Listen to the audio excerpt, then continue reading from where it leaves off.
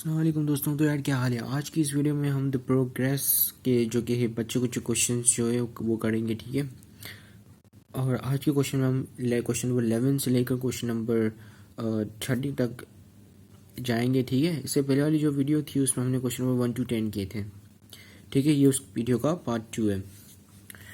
Question number 11. At what age did Eddie die in the war? Eddie's son and Miss Meldon died at the age of 19 in the First World War that continued for 4 years, for example 1914 to 1918. ठीक है, तो अब इसमें पूछ रहा है कि AD की वो कौन सी उम्र थी जिसमें जो कि है वो मर गया था वॉर की वजह से, ठीक है। तो वो जो कि है वो 1914 से 19 क्या कहते हैं 18 के ईयर में वो जो कि है वो 19 ईयर्स का था इन the first world war that continued for 4 year, जो कि 4 साल तक चली 1940 के बीच और से लेकर 1980 तक, ठीक है।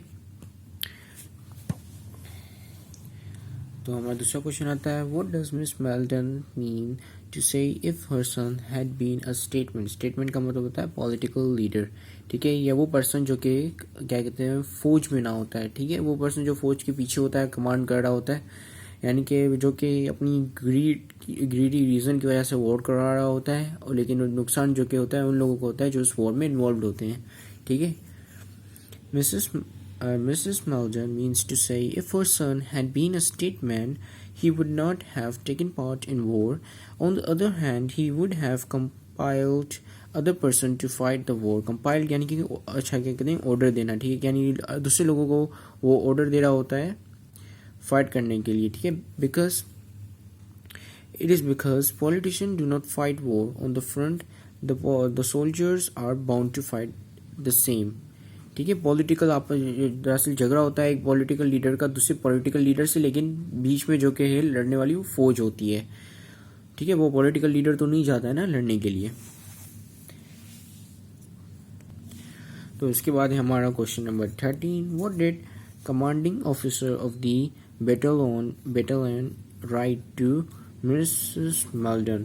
The commanding officer of the battalion wrote to Mrs. Meldon that Eddie had been killed by a piece of shell and he had been buried का मतलब दफना देना, ठीक है, behind the line somewhere. In fact, he tried to hide the reality in order to comfort her and feel easy, ठीक है।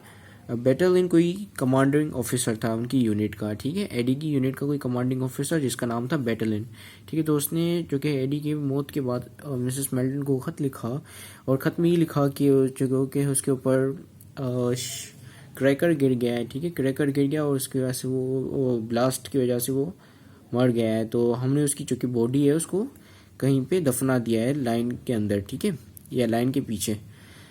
लेकिन दर हकीकत वो एक झूठ था। दरअसल शेल गिरने पर जो कि एडी की जो बॉडी है उसके छितरे छितरे हो गए थे, तो there is nothing to be buried, ठीक है। कुछ नहीं था जिसको हम दफना सकें, ठीक है। लेकिन उसने झूठ इसलिए बोला ताकि मिसेस मेल्टन को वो कंफर्ट दे सके, ठीक है, और उनको जो कि ईजी फील हो। अब है हमारा next question, question number 14, what did Mrs Melton came to know through a young man in the town who had been in the same battalion as Eddie, ठीक है। एक्चुअली बैटलियन कमांडिंग ऑफिसर का नाम नहीं था, battalion जो कि एक unit का नाम है, ठीक है। एक यूनिट का नाम है जो जिसको जो कि जिसका कोई कमांडिंग ऑफिसर है जिसने उसको खत लिखा था मिसेस मेल्टन को। तो कमांडिंग ऑफिसर का नाम अभी भी अननोन है, ठीक है। Mrs. Meldon came to know through a young man in the town who had been in the same battalion as Eddie, यानी कि वो इसी यूनिट में था जो इसमें यूनिट में एडी था, that he was not buried, and when the shell came right into the middle, 5 soldiers including Eddie were completely perished. Perished का मतलब होता है, perished का मतलब होता है die in a sudden way, ठीक है, मतलब गायब हो गया, जल्दी से मर गया, ठीक है, फट के उसके छितरे छितरे उड़ गए। And there was nothing to bury, ठीक है। तो उस जो कि है उस यंग बंदे ने उसको मिसेस मेल्टन को जो कि है सच्चाई बता दी कि उसके ऊपर शेल गिरा, मतलब कुछ भी नहीं था जिसको हम दफना सकें, और कुछ भी नहीं था जिसको हम दफना सकें। अब आ जाता है हमारा question number 15, For how many days and night had Eddie and his men been waiting in the trench? ठीक है, ट्रेंच का मतलब होता है गाड़. ठीक है, Mrs Merton tells Professor Corey that Eddie and his men had been waiting in a little shallow trench, shallow यानी गहरी. ठीक है, गहरी ट्रेंच, गहरी खाई में for 8 days and nights. Then a shell came right into the middle of a group of them and destroyed 5 of them utterly. ठीक है, utterly यानी कि completely.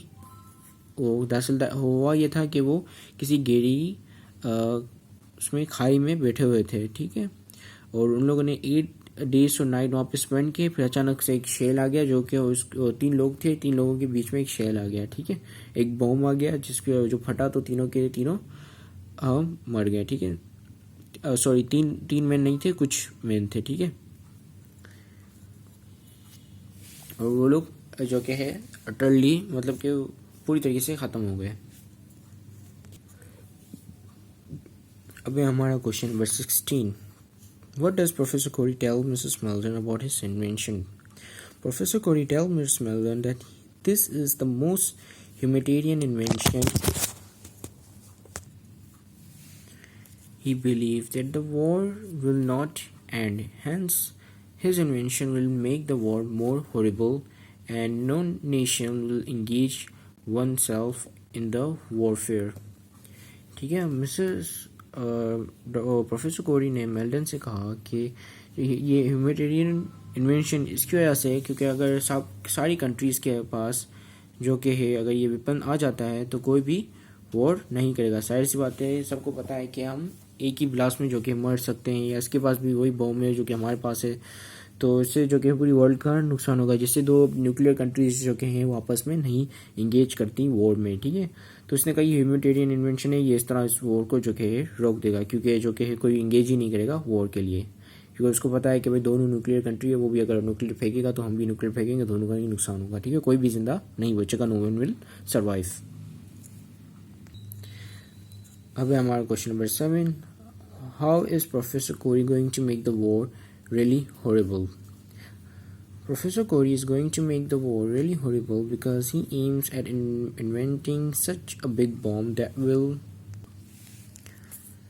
destroy the whole city. According to him, no nation will engage in one unless absolutely driven to it. It will decide the matter immediately and the war would end almost as quickly as it begins. ठीक है, और वो कह रहा है कि horrible इसलिए बना सकता है क्योंकि जो कि है एक ही बॉम्ब होगा, एक ही बॉम्ब जो कि गिरेगा और जो कि है बहुत ज़्यादा जो कि है कोलैटरल डैमेज होगा और बहुत ज़्यादा जो कि है लोग मर जाएंगे. ठीक है, और जिसकी वजह से ये जो कि वॉर है जो कि इतनी लंबा अरसा चलती है वो मुश्किल से 1, 2 या 3 दिन चलेगी. उसके बाद डिसाइड हो जाएगा हु वॉन हु लॉस्ट. ठीक है, अब हमारे question number 18. What will happen according to the Professor Corey if his bomb is dropped on the city or district? Professor Henry Corey tells his sister that when his bomb drop on any city or district, the explosion will devastate a wide tract of the district or city. At the same time, will release a powerful spreading gas without color or smell, spreading over a wide area. It will poison every person who inhales it. Inhales यानी कि breathe in करना. ठीक है, he also claims that a big city as Manchester can be destroyed in a single bomb.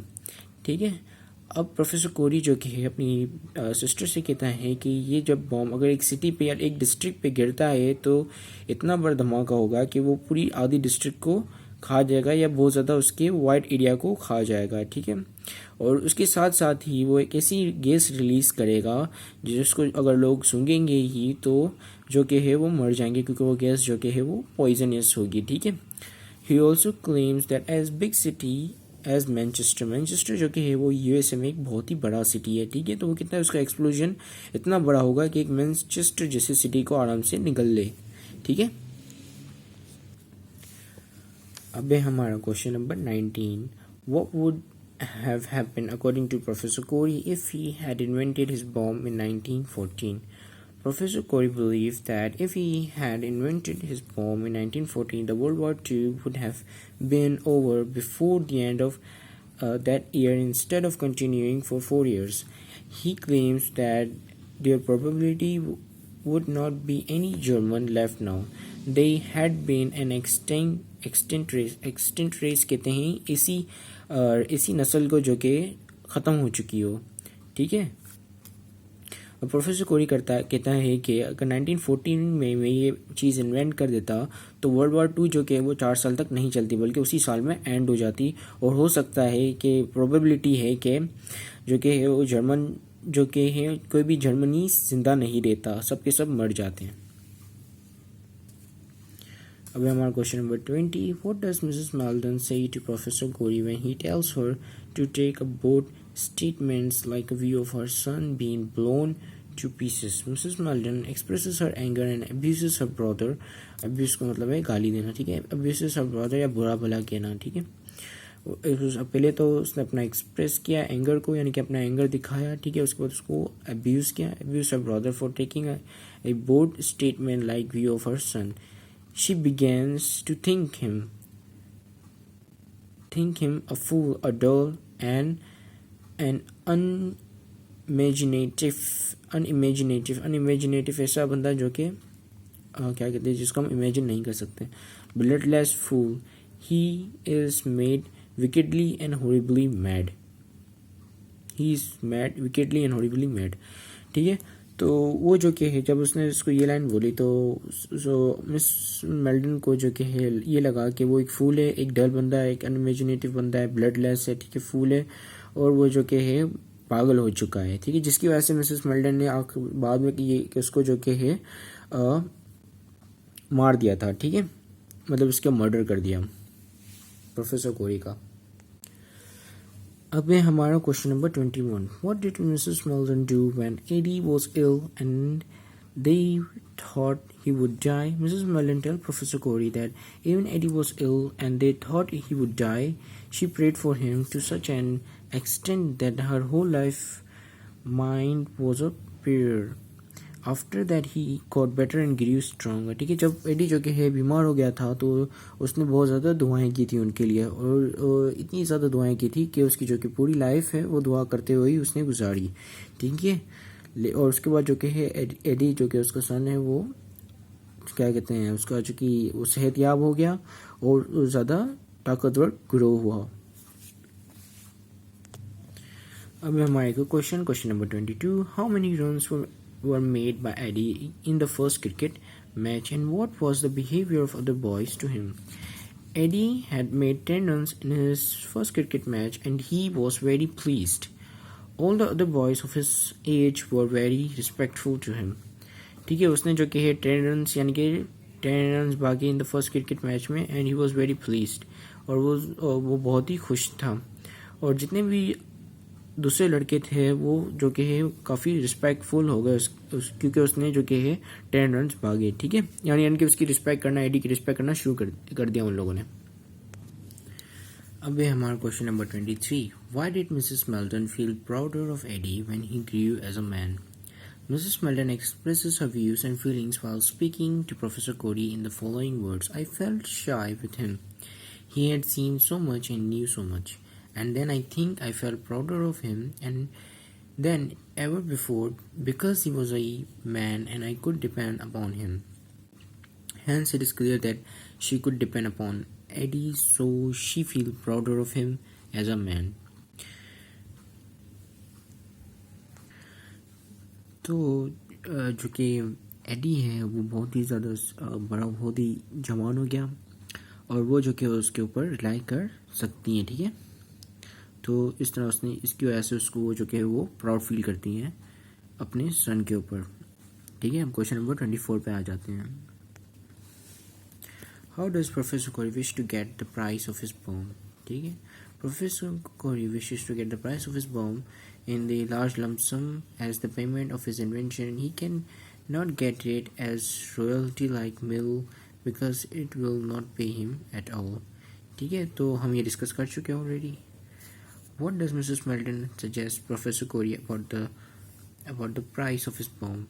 When Professor Corey asks Miss Melton about the price of his bomb, she suggests him that he should say 30 pieces of silver as the price of the bomb.